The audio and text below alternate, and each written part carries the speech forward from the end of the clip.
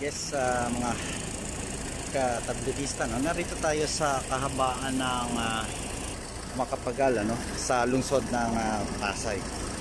Itong nakikita natin motorcycle lane ay ilang taon na rito nakalagay, ano? O inilagay, ano? Ng MMDA.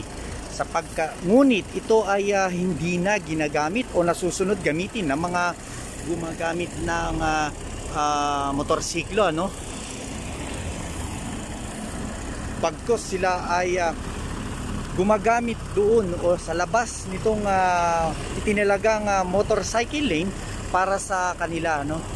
At ngayon nga ay muli na naman, ano, maglalagay ng eksklusibong motorcycle lane sa mga lansangan at uunahin yung sa may Commonwealth, no, sa Quezon City.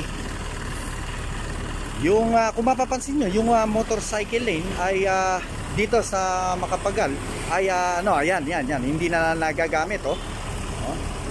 Kung makikita nyo, yung mga motorsiklo ay nandun na sa kaliwang bahagi at wala na dito sa itinalagang motorcycle lane dito sa Macapagal, ano. Ito ay ilang taon na, no, na simula nung inilagay ito ng MMDA at ipatupad nga yung motorcycle lane, no?